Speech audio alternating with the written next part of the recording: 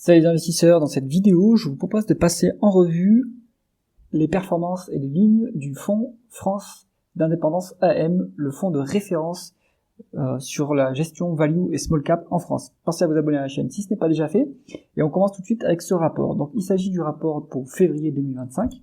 On voit qu'on est sur une performance totale depuis le début du fonds de 4578%. On atomise l'indice de référence, on atomise le CAC dividende réinvesti.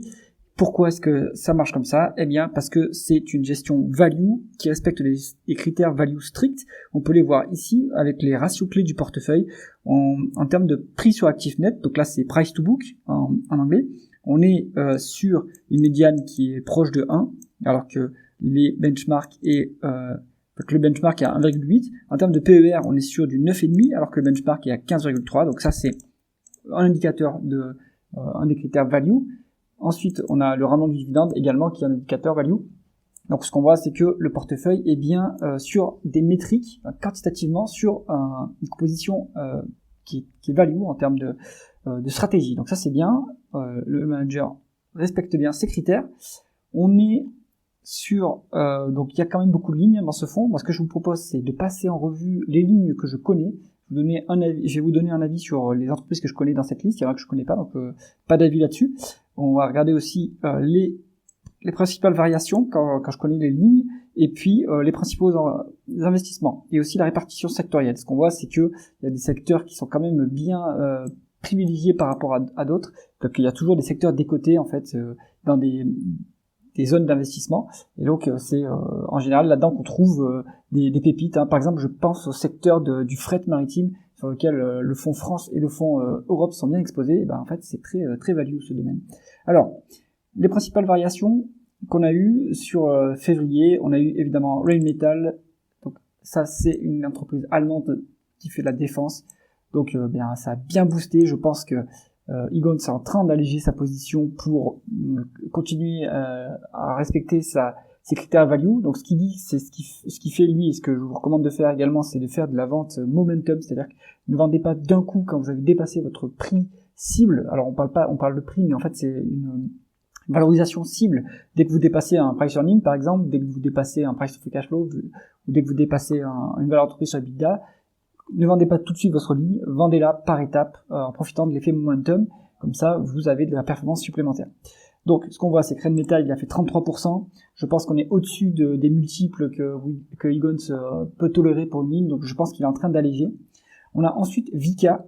Ça, c'est une des lignes que j'ai en portefeuille, que je couvre sur la chaîne et que je vous invite à aller visionner les vidéos. Ça a bien performé, hein. Moi, j'ai presque une plus-value de 100% sur Vicat, donc je suis rentré dessus en 2023 de mémoire. On est sur une publication record pour 2024, des perspectives qui sont favorables. Je partage l'avis de Egon là-dessus.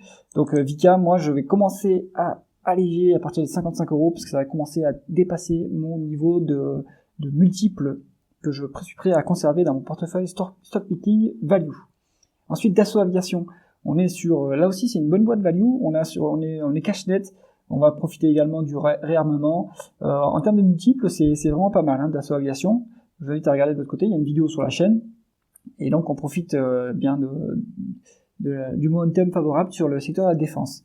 Ensuite, qu'est-ce que je connais? Donc, les deux autres, je ne l'ai pas étudié. Je vais pas vous donner mon avis. Sopra Steria, je l'avais étudié sur la chaîne.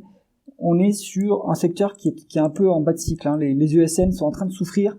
La seule qui surnage vraiment, c'est Neuron, qui a des contrats long terme. Ça lui permet d'avoir la visibilité sur ses cash flows.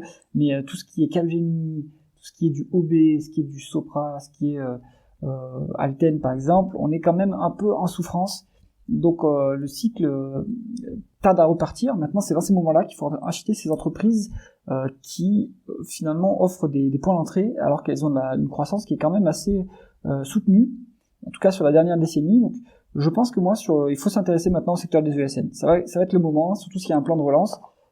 S'il y a des budgets supplémentaires, des budgets militaires, hein. Par exemple, les ESN travaillent avec la défense. Donc je pense que ça peut être intéressant de commencer à regarder des dossiers comme Sopra Steria. Ensuite, on a Hog Autoliners, qui est une valeur que j'ai analysée sur la chaîne, et parce que je l'ai trouvée justement dans le portefeuille de William Egon. Alors elle a bien baissé, Pourtant, quand on regarde en termes de multiples, on est vraiment à la casse. Maintenant, c'est un secteur qui est hyper cyclique, donc le marché se méfie beaucoup et parie que le cycle du fret maritime va se retourner. Donc eux, ils font du transport de voitures et de camions par bateau. C'est une boîte norvégienne, si je ne me trompe pas. Et donc, en fait, le marché ne croit pas du tout à la continuation du cycle, c'est pour ça que ça a baissé. Pourtant, il y a un rendement du dividende qui est hyper important, bien couvert par les free cash flow, des multiples vraiment très doux, et une bonne rentabilité. Donc, Autoliner, c'est quelque chose que vous pouvez aller regarder de l'autre côté.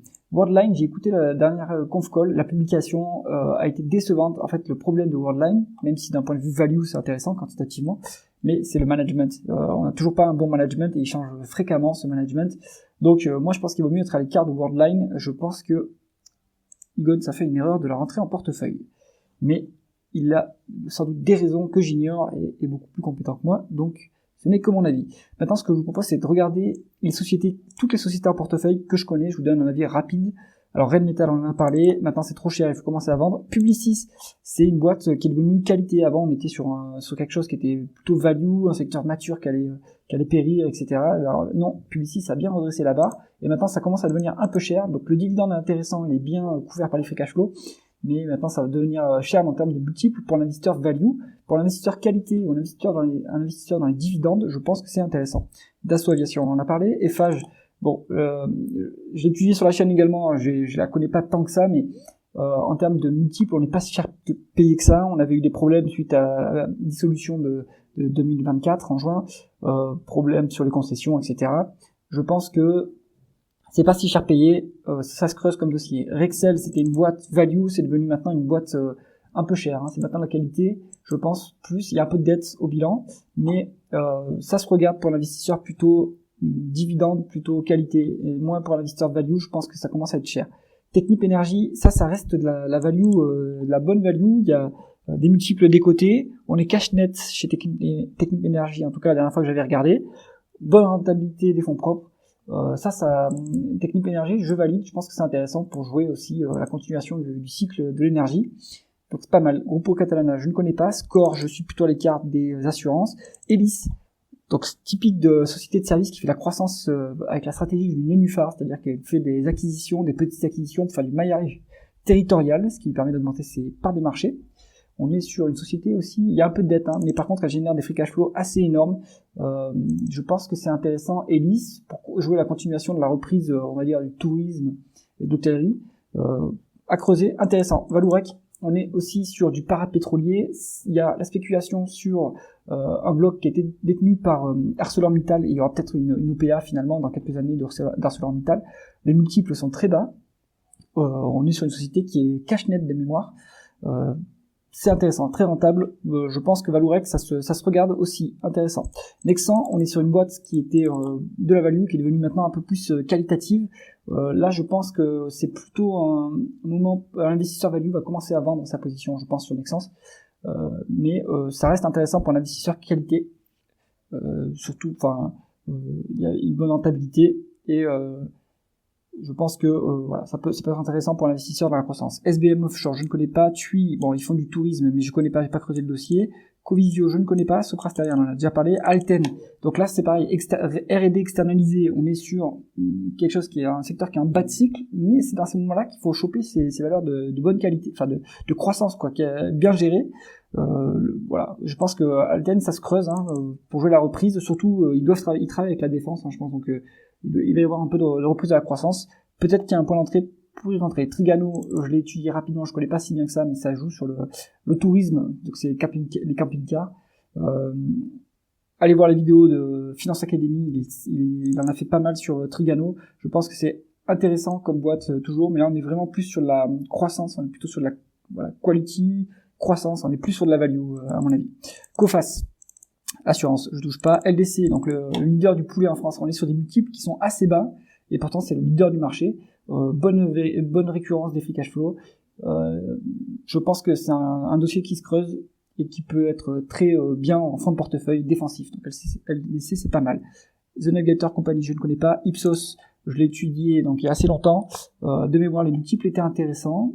Bonne rentabilité, et il y a un dividende qui est intéressant. Donc à creuser de votre côté. Vicar, on a déjà parlé. Bon, là, on a déjà parlé. Steph, donc le spécialiste de la logistique. On est sur une boîte de croissance, pas trop de la value à mon sens. Il y a des actifs cachés maintenant avec tout l'immobilier qui est détenu, donc en fait on a une décote sur l'actif tangible. Steph, à mon avis, ça se creuse.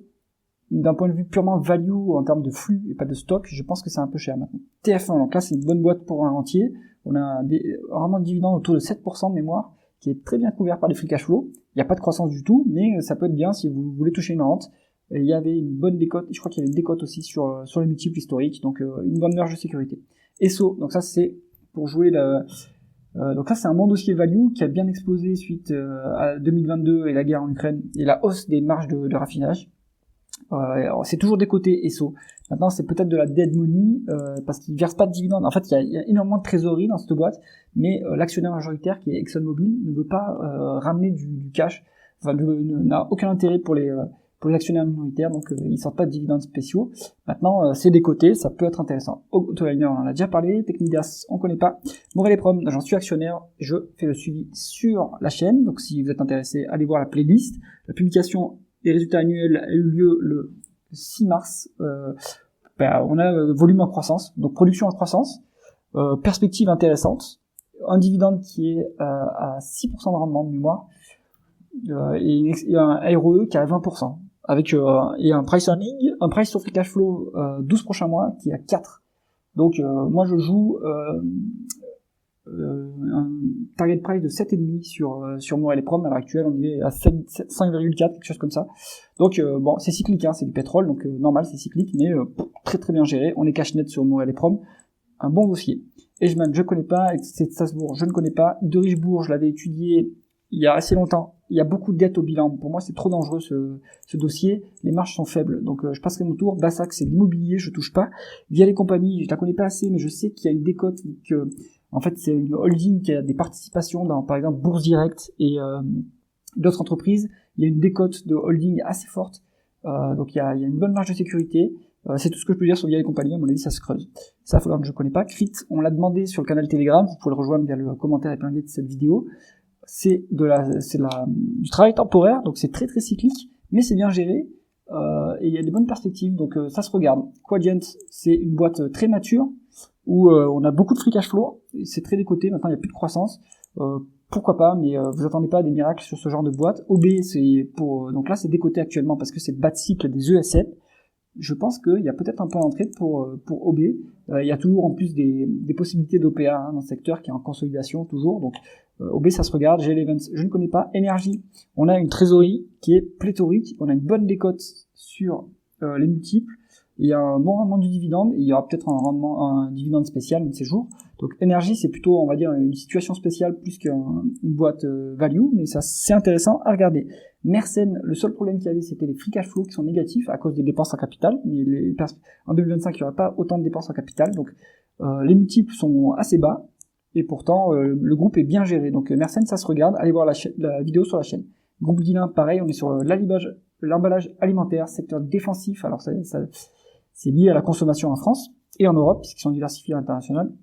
Mais c'est un bon dossier value. Il y avait un rendement des capitaux investis à au-delà de 7% de mémoire, ce qui est convenable, et un PER qui était tout à fait raisonnable la dernière fois que j'avais regardé, donc intéressant. D'Amico International Shipping, on est sur du fret de produits pétroliers, une boîte italienne quand j'avais regardé, donc c'est hyper cyclique, donc c'est le même schéma que à peu près Autoliners, sauf que là on est sur plutôt le transport de produits pétroliers. On est sur une boîte qui est extrêmement décotée, le marché joue la fin du cycle évidemment, mais en attendant il y avait un bon rendement du dividende, le PER était très faible, de mémoire quelque chose entre 3 et 4, donc ça se regarde. Maintenant ça va être cyclique, donc attention. Delta Plus, alors je l'ai regardé il y a assez longtemps, vous pouvez retrouver la vidéo sur la chaîne, mais on est lié au cycle plutôt de la construction. Delta Plus, ils vendent des équipements de protection individuelle, c'est pas très cher payé, et c'est bien géré. Je pense que ça se met en fond de portefeuille, ce genre de boîte. Jackie Metals, je vous invite à regarder la playlist sur la chaîne, on est toujours décoté, alors ça a bien boosté suite au plan de relance allemand, mais moi je suis toujours actionnaire, j'ai un prix cible à partir duquel je commencerai à vendre de 25 €. Actuellement, on a 20 €. Pourquoi 25 €? Parce qu'en fait, Jackie Metals a une décote sur les stocks qui sont valorisés à 600 millions d'euros, alors que la boîte capitalise 440 millions d'euros. Donc on a une super marge de sécurité. Avec le plan d'investissement allemand, on va être boosté, puisqu'en plus plus d'un tiers du chiffre d'affaires de Jacques c'est réalisé en Allemagne. Donc super, on a ceinture bretelle sur Jacques et le cycle est en train de repartir. Sword Group, je connais pas assez. Fountaine Pajot non plus, je ne connais pas. Décuple, je l'ai analysé sur la chaîne, je vous renvoie vers la vidéo. On est plutôt sur un secteur orienté marketing. On est sur alors c'est ADL Partner, le nom actuel de cette boîte. La dernière fois que j'avais regardé, les multiples étaient pas cher payés. On doit être à peu près sur le même genre de choses que sur Alten et sur les USN, sauf que là c'est plutôt du conseil en marketing data. Mais bas de cycle, et la boîte était bien gérée de mémoire, donc pourquoi pas. Gevlo, c'est une 2 basses, c'est-à-dire que c'est une boîte mal gérée, mais qui décote sur ses capitaux propres, même sur actifs tangibles. Et donc là c'est plutôt une boîte qui situation spéciale. Donc à vous de voir si vous voulez rentrer sur ce genre de dossier, où en fait le principal danger, c'est pas que vous faites une moins-value, mais que vous fassiez un coup d'opportunité, que le cours ne fasse rien pendant quelques temps, jusqu'à ce qu'un jour la situation spéciale se résolve et eh bien vous touchez quelque chose, que ce soit peut-être un dividende spécial ou autre. Flow Émission, je ne connais pas. Poujola, je ne connais pas. Moulinvest, c'était la boîte chérie des investisseurs value en 2023 avec le fort cycle haussier sur le bois, et ça s'est bien résorbé par la suite, et pour l'instant c'est le calme plat sur cette boîte, donc plutôt à l'écart. Allez, dans cette liste, qu'est-ce qu'on prend? Si je fais un top 3, mes préférés et de celles que je connais, parce qu'il y en a que je connais pas, eh bien en fait c'est très simple, j'en ai plusieurs de cette liste en portefeuille. Ma préférée c'est Jacques Metals, puisqu'on est sur un début de cycle qui repart sur l'acier, donc il y aura un gain assez rapidement à faire à mon avis. Vicat, mais maintenant elle est un peu trop chère. Et en numéro 3, on pourrait mettre Morel et Prom, mais c'est cyclique. Donc voilà, ça c'est les 3 que j'ai en portefeuille. J'en ai peut-être d'autres en portefeuille, non j'ai que ces 3-là. Voilà, c'est les 3 que j'ai en portefeuille et que bon, je préfère évidemment parce que je les connais, mais si ça se trouve il y a des meilleurs dossiers que ça dans la liste. J'espère que ce genre de vidéo vous a plu. Si c'est le cas, mettez un pouce vers le haut et pensez à vous abonner à la chaîne. À bientôt.